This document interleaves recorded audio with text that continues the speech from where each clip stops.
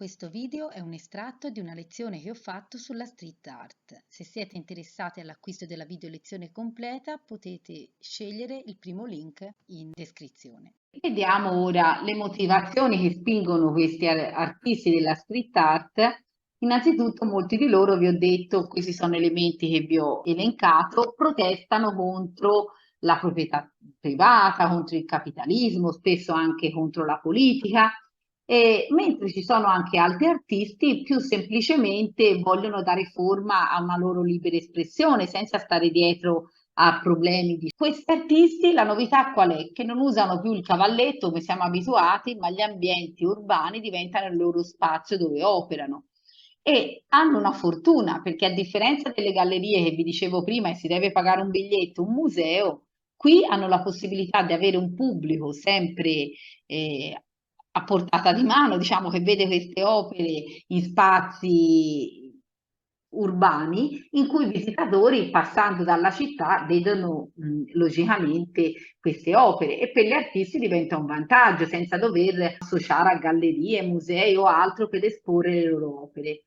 Queste sono le bombolette spray e vedete questi artisti all'opera, logicamente vedete con guanti, mascherine e più quelli che usano più precauzioni. Questo è il famoso stencil, che ha vari stencil di vari tipi per fare prima la sagoma, poi per fare il profilo, poi per fare le righine. Sono tutti cartoni che vengono ritagliati e sovrammessi e spruzzati alternativamente con strati diversi e colori diversi.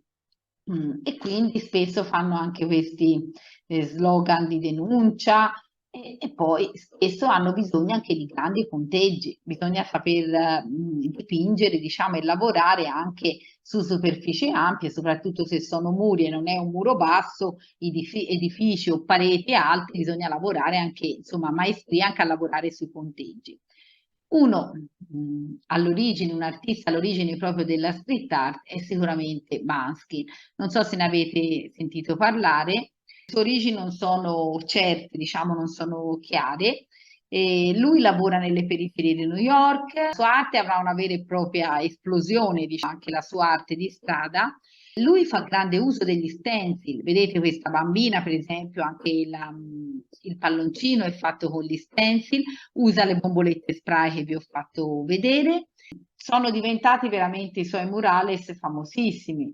È un artista molto enigmatico e fa spesso immagini anche provocatorie. Questa, per esempio, il lanciatore di fiori, che venne realizzato a Gerusalemme nel 2003, capite bene, si diffuse molto la sua fama dopo aver fatto quest'opera. Dopo il suo trasferimento, infatti, in Palestina, in Cisgiordania, dipinse ben 9 figure che avevano sul muro, appunto, di Betlemme, e questo è praticamente il lanciatore di fiori invece di lanciatore di bombe. Qui invece sta lanciando dei fiori, no? E quindi un messaggio di pace.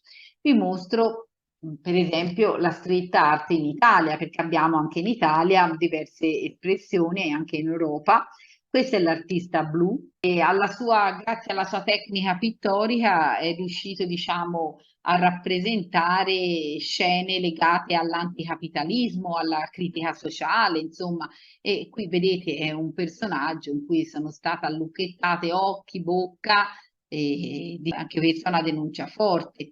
Ha dipinto molti murales, non solo in Italia, non solo, lavora anche a Vienna in questo caso, e lui denuncia proprio il disagio della nostra società legato al capitalismo, legato a una società legata al denaro, appunto.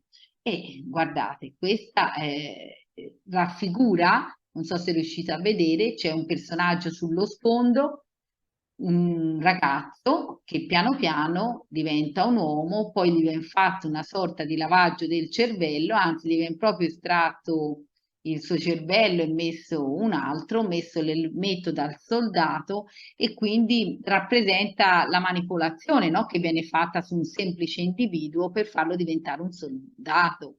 E questa è un'opera di denuncia forte, no? E quindi È una sorta di catena di montaggio la nostra società, gli organi dello Stato che diciamo che cercano di fare il lavaggio del cervello per far diventare tutti gli individui, vedete come in questo caso, privi di una loro identità, non sono più individui ma diventano tutti uomini pronti a eseguire i comandi dei superiori. E quindi lui fa una politica qui estremamente antimilitaristica, no? Denunciando questa cosa, e quest'opera lui la fa a Campobasso.